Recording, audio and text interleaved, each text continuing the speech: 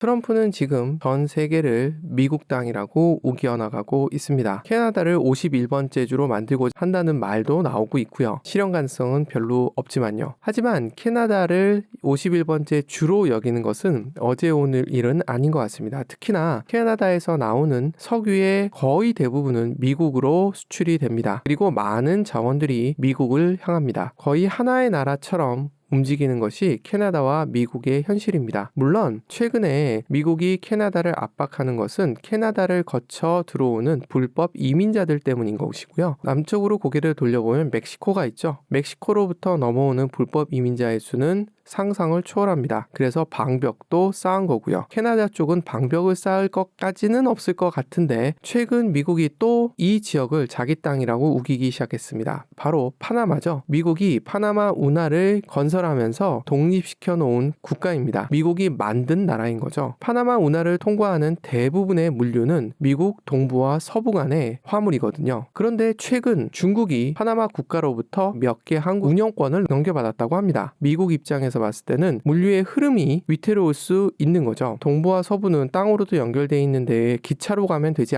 않겠느냐라고 이야기할 수 있습니다. 미국 동부와 서부는 남북전쟁 때 개통된 동서횡단 열차가 있습니다. 미국 중부나 서부를 여행하시는 분들은 간혹 100량짜리 기차를 만나게 돼요. 동서를 잇는 중요한 물류 수단이기도 합니다. 하지만 배를 통해서 이동하는 비용이 기차에 비해서 10분의 1 혹은 100분의 1밖에 들지 않는다고 합니다. 파나마 운하가 위태로워지게 되면 미국은 엄청난 인플레이션에 시달릴 수밖에 없습니다. 바이든이 인플레이션 때문에 집권에 실패했단 말이 있을 정도로 인플레이션은 트럼프에게도 중요한 키워드일 겁니다. 또 하나는 남미에 있는 많은 사람들이 미국으로 갈 때 파나마를 거쳐서 올라간다고 합니다. 파나마는 현재 중미 지역에서 가장 1인당 GDP가 높은 국가예요. 파나마를 미국의 영토로 편입을 시키게 되면 이 흐름을 막을 수도 있고 경우에 따라서는 완충 역할을 기대할 수도 있게 되는 거죠. 다음으로 자기 땅이라고 주장하고 있는 것이 그린란드죠. 공식적으로는 덴마크 땅입니다. 하지만 지도상에서 보시듯이 캐나다 땅이라고 이야기해도 과언이 아닐 정도로 붙어있죠. 최근 북극의 빙하가 녹아내리면서 북극 항로의 중요성은 점점 높아지고 있습니다. 미국의 물류를 생각해 보시면 유럽으로도 가야 되고 아시아로도 가야 됩니다. 파나마 운하에 문제가 생겼을 때 우회로도 필요하고요. 그렇다면 그린란드의 지정학적 중요성은 더 높아지게 됩니다. 그래서 덴마크한테 그린란드를 팔라고 이야기를 하는 거죠. 아직까지는 트럼프가 자기 땅이라고 주장하고 있지는 않지만 거의 할 수밖에 없는 땅이 아이슬란드입니다. 지도상에서 봤을 때는 중간 북미 대륙과 유럽 대륙의 중간은 맞습니다만 너무 북쪽으로 치우치지 않았나 라고 생각이 들 수 있지만 그린란드와 마찬가지로 북극 항로의 중요한 위치가 됩니다. 또 하나는 비행기 항로가 이 근처를 지나갈 때 훨씬 더 운항 거리가 짧아집니다. 그만큼 비용도 줄일 수 있다는 것이고요. 트럼프 입장에서